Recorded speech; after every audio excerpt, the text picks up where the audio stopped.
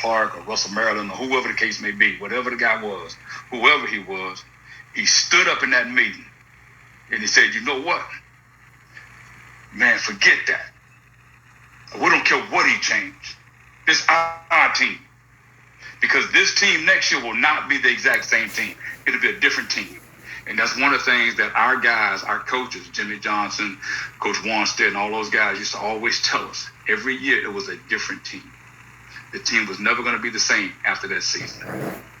So that guy, whoever that was, I can't remember who it was. I want to say it was Bernard Clark. I don't care what they call. I don't care what they change. Just our team. In order for us to be great and be successful, it's going to have to come from within this room.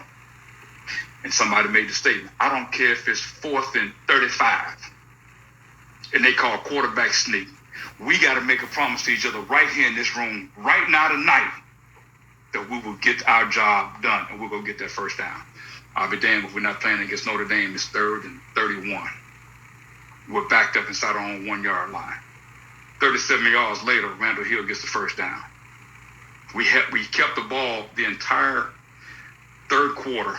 We had the ball for, I think, 12 minutes, the entire third quarter, and went on to score. It had like a 13 to 16 play drive, somewhere in there. Double-digit play drive, though, that allowed us to put the game out of reach. Mm-hmm. And that's how we won the football game. But as a man, we made a promise to each other that year that we were going to get our jobs done. And that game right there was a direct reflection upon how we felt about each other and the camaraderie and the love that we had for one another. That one single play. This is who we are. 3rd and 31. 37 yards later. First down. I think it was 3rd and 43. 3rd and 43. Was it? Yeah. Was it 30? No, it wasn't 40.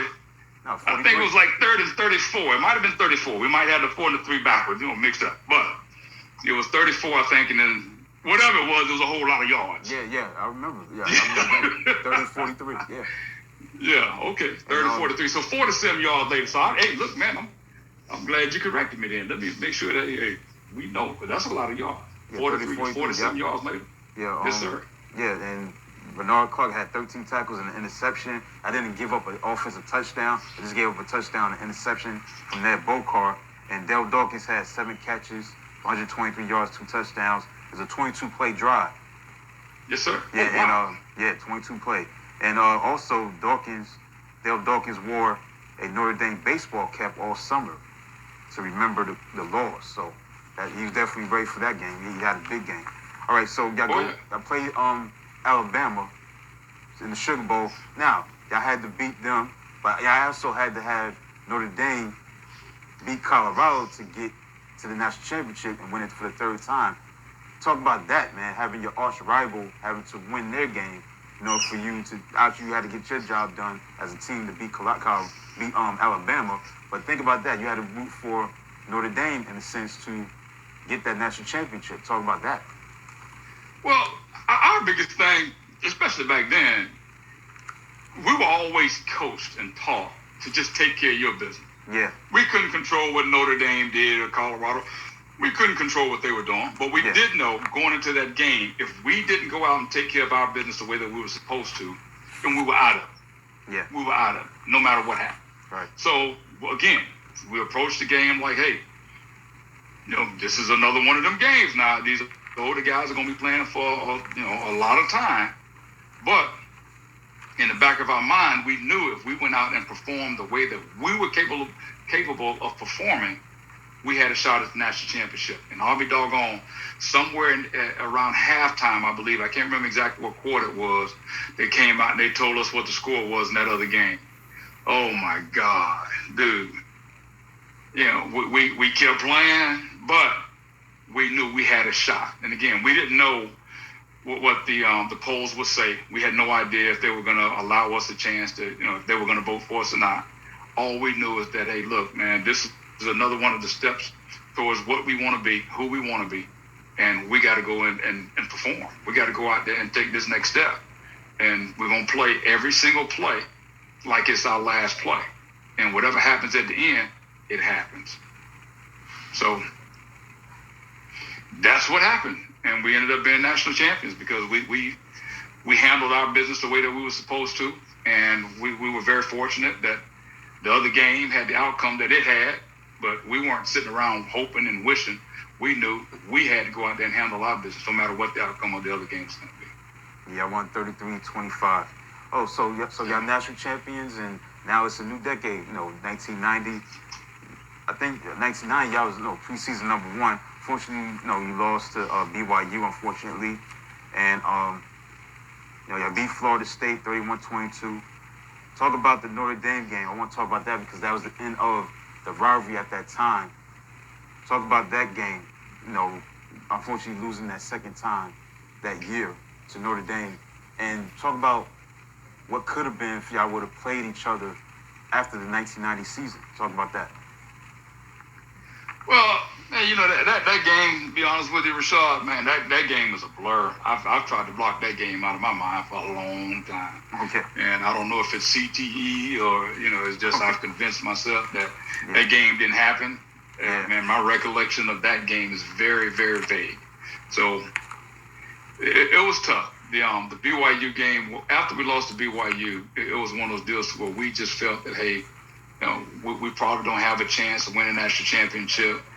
There are a lot of things that was going on at that particular time, and but I do remember, I'll never forget this. Jimmy Johnson had told us in one of his speeches the hardest thing to do was to coach a successful football team. It was the hardest thing to do. Yeah. And he said the reason being was because now everybody starts to think about their own personal accomplishments. Why am I not, as successful as a Michael Irvin? I played on the same team. Why am I not getting the interviews and stuff like that? So I think that year, we were coming off of a great season, winning the national championship. I think some guys had a misconception of what Hurricane football was, and we needed to get that back. And when we went out there and we lost to BYU, it was, and I'll never forget, man, we were on a plane going to California, go play Cal Berkeley. Mm-hmm. And we had a fight, 35,000 feet up in the air, offense versus defense. And that's not Hurricane football. That's not what we do. Mm-hmm. And so we had some soul searching we needed to do that season. And towards the end of the season, we got it back together, and we were able to go out and have a lot of success.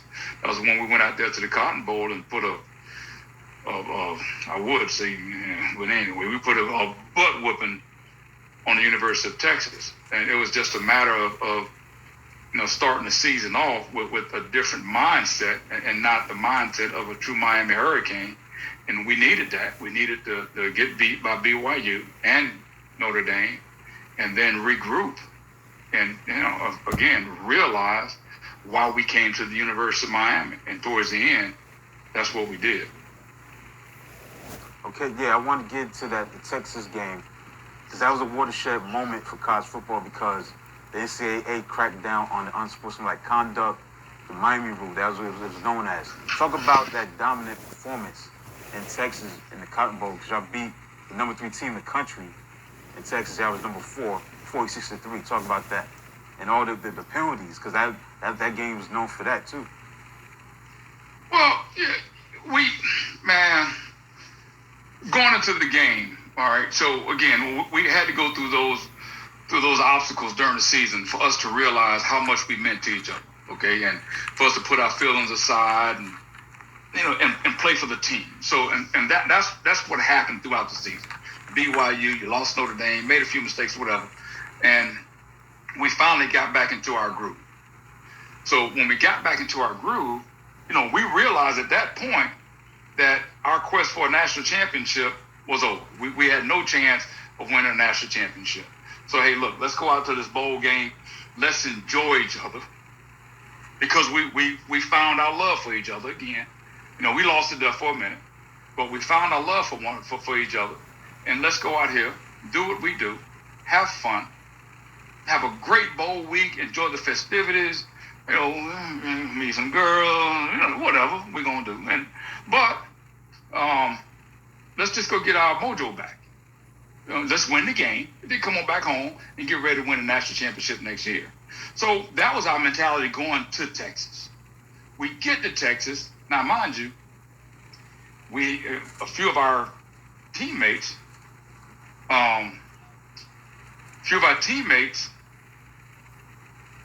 were from Texas. Mm-hmm. All right, Jesse Armstead, Mm-hmm. Kevin Williams, Charles Farms, Carl Richardson, A.C. Tellison, Jonathan Harris, Derek Harris, Cohen Francis. You know, we had some guys, and we had some dudes, man, that were from the state of Texas, bro. So we were like, hey, Jay, you know, man, hook us up. Jesse was the man in Dallas, Texas, and still is. But we felt, hey, look, let's just go out here and have fun.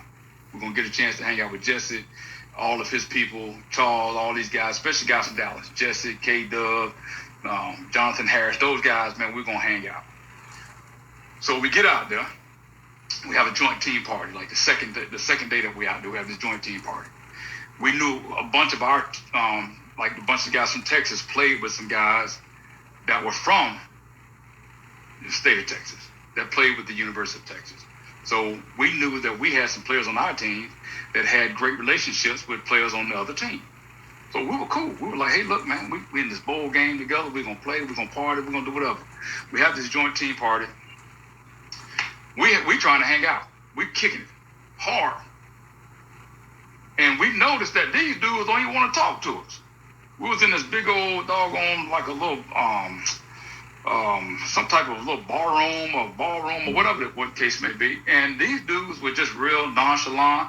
They didn't want to be bothered with us the whole 9 yards. Man, we party. It's supposed to be a joint team party. Let's go hang out, have a good time. The next day, we're sitting on a bus, going to practice. And I'm sitting in the back of the bus. And all of a sudden, the bus is real quiet. And you can see this newspaper. Everybody kept handing a couple of newspapers around. The newspapers had a couple of interviews from the guys that played at Texas. They interviewed those guys. Yeah, Stan Thomas, Stanley Richards, a whole bunch of Grady Cavness, all that dudes, man. What's the quarterback name? Doggone it. Man, we played together in Canada. Peter Gardez. Peter Gardez, yep, exactly. So they interviewed these guys. These guys are, in their interviews, they're talking about how they want to rip our earrings out and beat our butts. I'm like, wait a minute, hold on. We showed no class. We were a bunch of thugs and convicts. Dude, that practice that day was unbelievable. Unbelievable. Again, they better be glad the game was about 3 or 4 days away, because these dudes in that practice, we probably saw more highlight plays in that practice than you've seen all year long. I'm talking about from everybody. And now it's business. We ain't just coming out here to hang out and party and just go play a game and then get ready for the next championship next year. It was, hey, you know what? Let's take this game serious. And that's what happened. After that, I'll never forget, after practice, we had a team meeting. In the team meeting, man, them dudes, they had a fight in the team meeting, bro. The University of Miami is fighting each other in this team meeting. Unbelievable. Because of what was going on, because of the tension that was caused by what was being said from the University of Texas players. So now we all know, hey, look, it's serious. Let's go out here and let's just not win this game, but let's beat them down. Let's beat them like they stole something. We're going to show you who's got class and all this other stuff. You talking about you're going to take our earrings out, you're going to beat us up, you're going to do this. Let's go see what you're made of, boss. Let's go meet on the 50-yard line in the Cotton Bowl in Dallas, Texas, and see what kind of man you really are. And that's what happened. At the beginning of the game, I had just come off of an injury, so I wasn't going to play a whole lot. But me and Charles was going back and forth. But Robert Bailey, my boy, and everybody keeps saying he told them that he's going to go down and knock somebody out. Mm-hmm. Robert came to me. We used to practice like that. We used to talk all the time. One of our mottos was no excuses. And we used to push each other. Right before that game, Robert walked by me. Coach, hey, Hurlie, I'm finna go knock him. I was like, out. Do what you do, Rob. Let's go, baby. And sure enough, first play of the game. So we sitting there. I'm on the sideline. I'm normally on the kickoff team, but because I'm injured, I'm on the side. I'm on the sideline. We got our helmets raised up. They got their helmets raised up. First play of the game. Kick the ball off. Robert goes down there, knocks old boy out. And we're looking across the field, and those guys are dropping their helmets like, uh-oh. Oh, yeah, boss. You called down the thunder. Now you got it. But that was just Miami football, man. It was a different era. It was a different group of guys. You know, we were taught differently.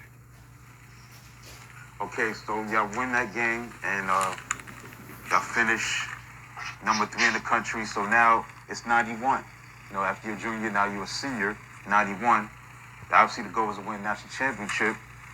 Y'all played Arkansas. Another thing, y'all started wearing black cleats, and y'all was in the Big East. Talk about the footwear.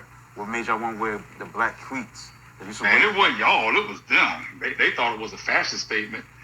You know, so we had a vote on it. The seniors voted on it. I voted against it because I was already slow. With them black shoes, it made me look slower. But it was something that, you know, Coach Erickson gave us the option to do. And we, the seniors chose to wear black cleats. They thought it brought a little flash to Miami. And you know, they made that vote. And so we played with black cleats. How about what it was like to, you know, join the Big East? Because y'all was such an independent program. And now you're starting to, now y'all part of the Big East in 91. What was it like to be playing in a conference? Well, you know, it was cool because, you know, now we got a chance to win a conference, to be a part of something, you know, as opposed to just playing everybody.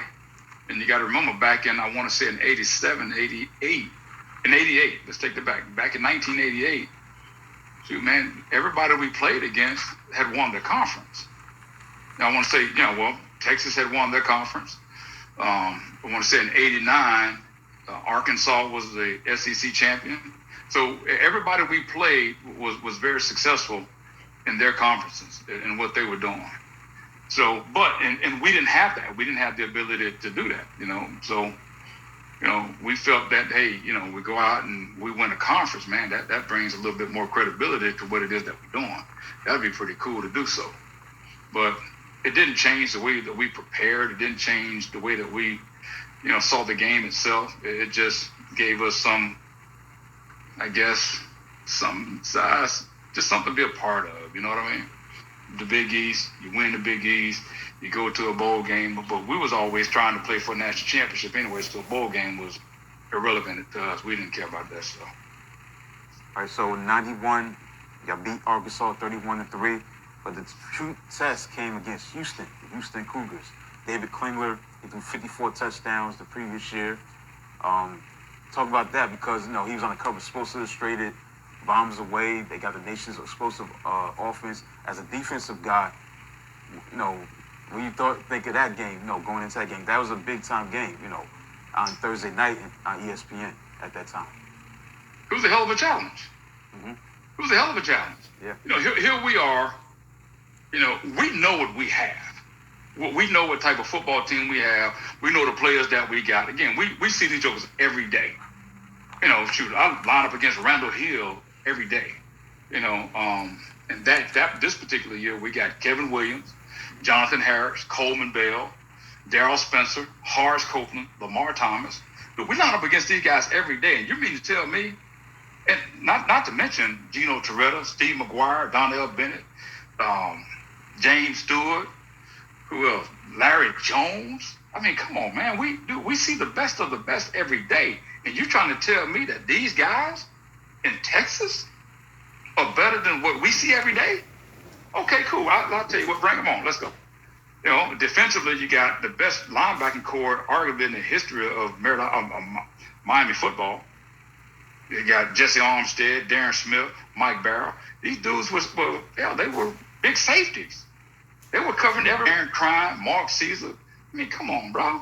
In the secondary, you got myself, Charles Farms, Darrell Williams, Herbert James, Ryan McNeil, and you sitting there telling us that these guys are putting up 60 points on everybody, and they're going to put up 60 points on us in the Orange Bowl? Hold on, bro. Wait a minute.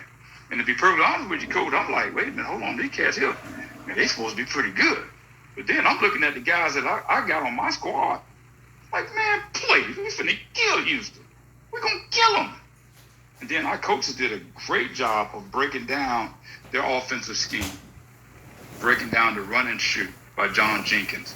They did an amazing job. They prepared us for it.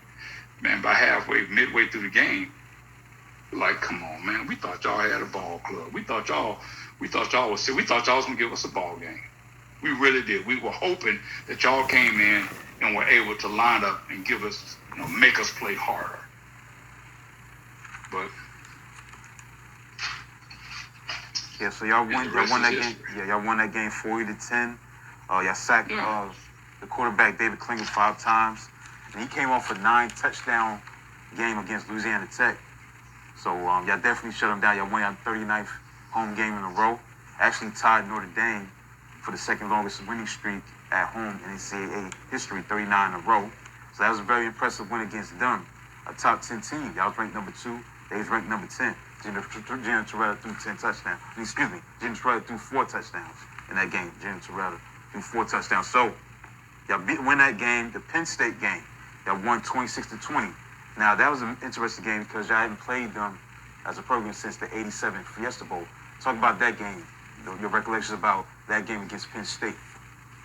And that game sticks out in my mind because of the comments that were made in the paper. They interviewed Joe Paterno, and there were some things that were said that really hurt us as young men. Joe Paterno said that he would not coach, or he could not coach, a team of a bunch of thugs and stuff like that. Now, mind you, we weren't thugs. I mean, everybody got a couple of guys on the team that may be a little bit rough on. They may be a little rough on the edges, but, bruh, I mean, we tried to carry ourselves, and we carried ourselves for the most part off the field as young men, because that's what we were taught to do. All right. Now, we're good. Everybody's got the issue. Everybody. But for somebody to come out and say what he would not do and to call us all these different names, that hurt. That hurt. And winning that game, remember, we lost to him in 87 or 86. And then to be able to have an opportunity to play them then, and then that game, this particular game, had national championship ramifications behind it. Whoever won that game was going to get the opportunity to play in a national championship football game. So not only are we playing against a guy that called us everything in the book, but the child of God, we got a chance to win this game to go play for a national championship. And we had a pretty good understanding that we were going to win the national championship. We didn't think anybody else was on the schedule that could beat us after that. Penn State was a very tough game for us. Tony Sacca, O.J. McDuffie, Al Golden was a tight end. Mark D'Onofrio was a great linebacker at that particular time. They had a pretty darn good squad. Then you had, I want to say it was Richie McKenzie, who's from Fort Lauderdale. They called him the 8th wonder of the world at one time. He was up there on that particular squad. So it was a tough game. It was a great game. And Darrell Williams ended up intercepting the ball towards the end. Yeah, the goal line. To help seal the win. But that was one of the most gratifying victories I've ever had in my life, was to beat Joe Paterno in Penn State. Yeah, big plays from Horace Copeland. He had 80-yard touchdown catch, 80 yards from Gino Toretta, 91-yard punt return by Kevin Williams, and 42-yard touchdown catch from Lamar Thomas. So it was a total team victory, man. Everybody played. Yeah. Everybody played hard in that game. Now, gotta get into the main event of that year was number 1 versus number 2. Florida State Seminoles, y'all won 17-16. Talk about leading up to that game, because Florida State that year was preseason number 1 going into that season. They were the team to deal with. Talk about that game. That was number 2. But talk about that matchup, number 1 versus number 2, wide right. Talk about that game, leading up to that game.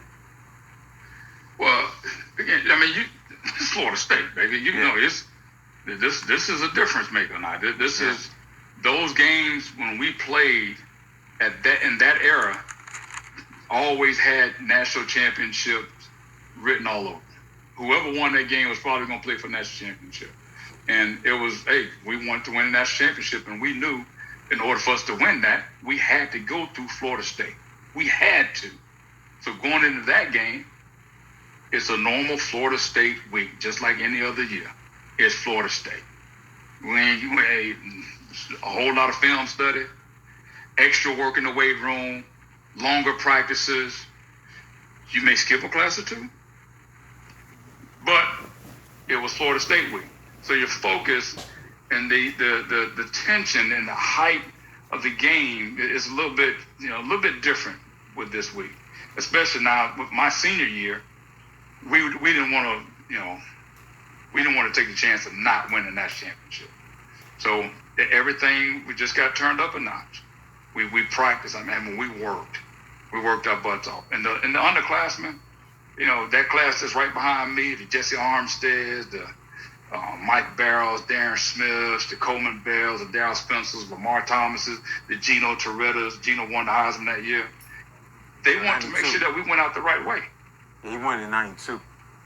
Gino Toretta. Was it 92 or 91? 91. Yeah, I was Desmond coaching Howard. that. Yeah, Desmond Howard. Yeah, that's right. Desmond Howard won. That's right. 92, Gino Toretta. Well, he should have won it in 92, 91 too. But anyway, but we wanted to make sure that we went out as winners, and they wanted to make sure that that our quest was achieved.